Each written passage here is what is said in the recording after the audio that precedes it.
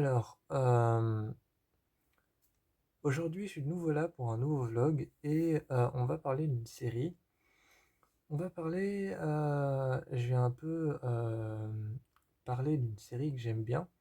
C'est une série que j'aime beaucoup, mais c'est une série qui, vers les dernières saisons, a tendance à partir un petit peu en vrille.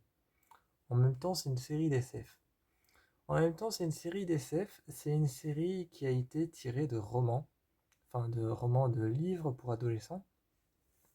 C'est une série, c'est une série littéraire.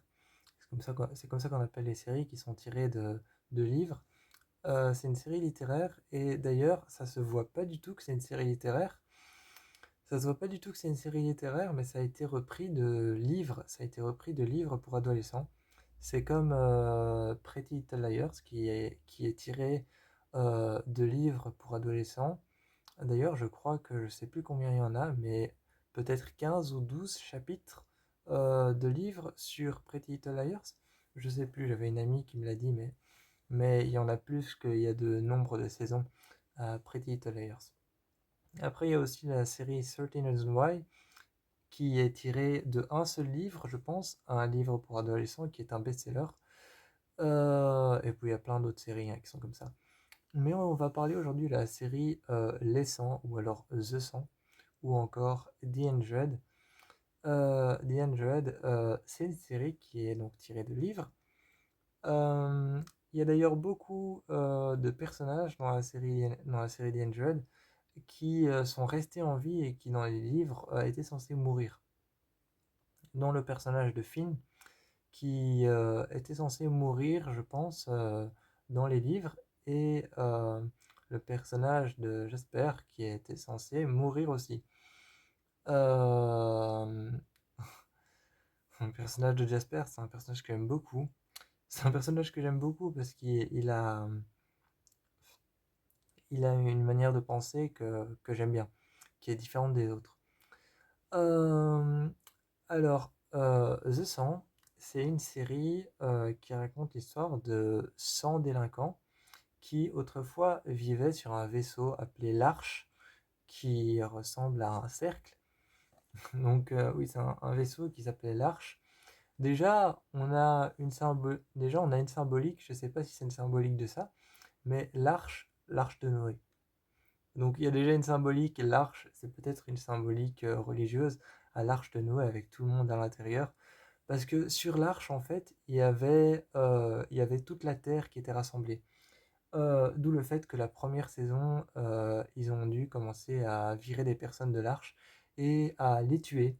Parce que sur l'arche, qui est un vaisseau, un grand vaisseau en forme de cercle, comme les deux héros de The 100, euh, eh bien, justement,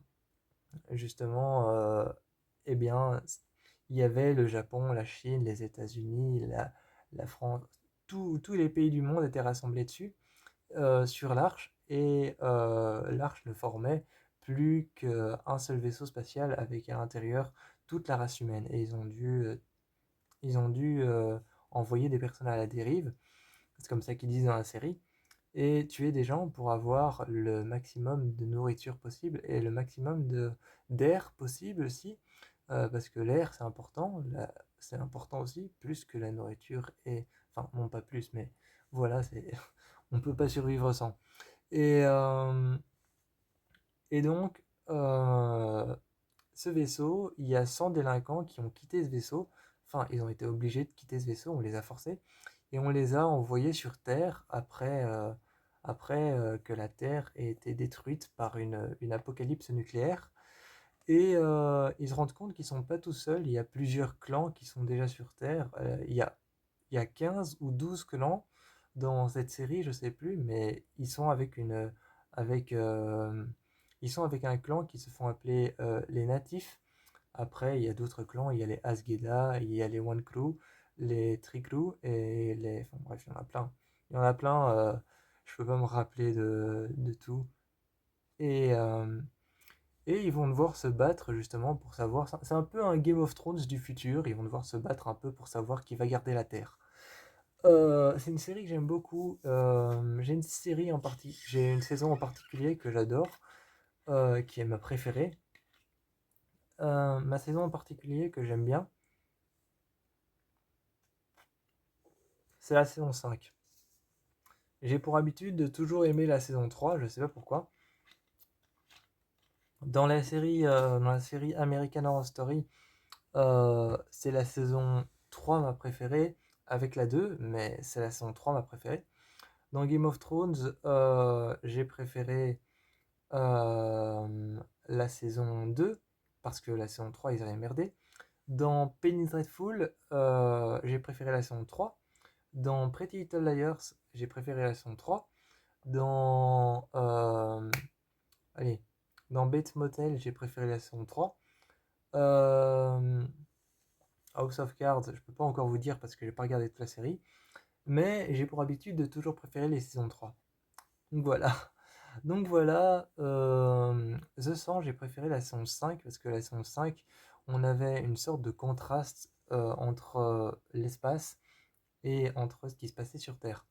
Parce que dans la saison 5, Octavia devient Blood Reyna, un personnage qui est génial. C'est un personnage que moi j'ai beaucoup aimé dans cette série, dans cette saison-là. Et Octavia devient Blood Reyna et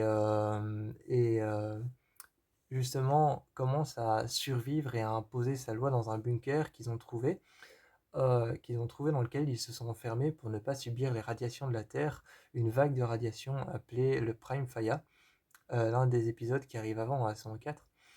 Et c'est une série que j'aime beaucoup, mis à part la saison 6, à partir du moment dans la saison 6 où il y a quelque chose qui arrive qui s'appelle l'anomalie, qui sert à voyager entre les planètes.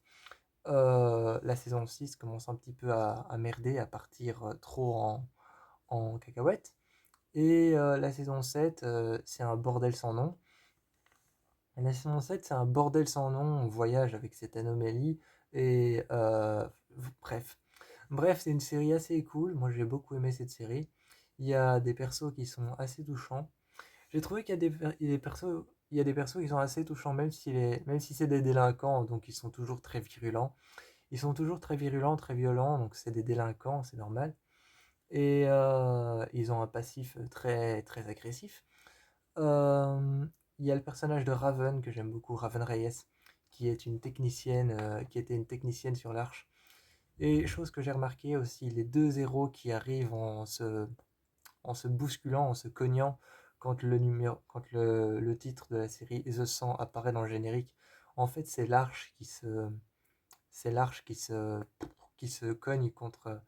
C'est deux fois le vaisseau de l'arche en forme de cercle qui se cognent l'un contre l'autre. Parce que l'arche, à un moment, on a dû l'abandonner et ils sont partis, ils sont allés sur Terre. Euh, bref, donc en fait, c'est l'arche qui se cogne. Les deux zéros de The 100. Euh, donc c'est une super série, c'est vraiment une super série. Il y a le personnage de Murphy que j'aime beaucoup. J'aime beaucoup surtout l'acteur, Richard Hammond, qui est un acteur génial. J'aime beaucoup. J'avoue, j'ai un petit crush sur lui.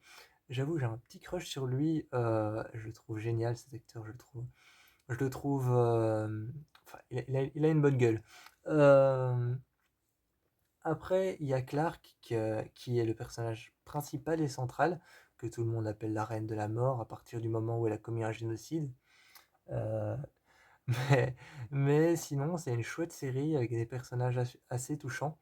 C'est une série assez cool parce qu'en fait, justement, on parle de délinquants. Donc, des délinquants, c'est justement des adolescents qui n'ont pas eu une enfance facile et qui ont dû voler ou alors être volés ou vivre ou survivre ou alors qui ont dû prêter main forte à des personnes qui ont fait des choses pas très bien et qui ont dû faire des erreurs dans leur vie afin de survivre.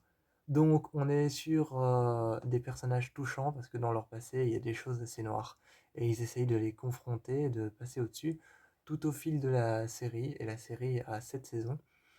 Moi mon préféré c'est la 5 donc voilà. Euh, je peux pas en dire plus. Je trouve que les personnages sont touchants, que la série est assez cool. Et je vous encourage vraiment à aller voir cette série. c'était mon vlog sur la série The Hundred. C'était mon vlog sur la série The Hundred qui a été réalisé par David Rothenberg, si je me trompe pas, un nom comme ça. C'est une série assez cool. Je trouve que le générique de cette série est super beau. Vraiment, je trouve que le générique de cette série est super beau. Il est hypnotisant et la musique du générique est juste dingue. C'est vraiment, la musique du générique est juste dingue. Mon générique préféré, si je me trompe pas, c'est celui de la 3 ou de la 4. Je le trouve super beau parce qu'en fait, le générique de The Sens, c'est avec des images un peu partout, des images d'écran qui s'affichent un peu partout et on voyage sur le monde de la Terre. On voyage sur le monde de la Terre et il y a les noms qui s'affichent avec des écrans qui s'allument et tout ça. C'est super beau, c'est super imagé et c'est hypnotisant et la musique qu'il y a derrière vient embellir le tout. Et mon préféré de générique, c'est le 3 ou le 4 parce que on voit des drones, un moment, on voit des drones passer devant la caméra et on les voit arriver devant la caméra et leur trajet qui est filmé derrière par des lignes et qui est resté dans le ciel par des lignes. Je trouve ça super beau. Donc c'est le 3 ou la 4, c'est le générique de la 3 ou la 4, mon préféré. Voilà, c'était mon vlog sur The Hundred. J'ai pas plus à dire. Et je vous encourage à aller voir cette série et à me dire quels sont vos personnages préférés si vous l'avez déjà regardé.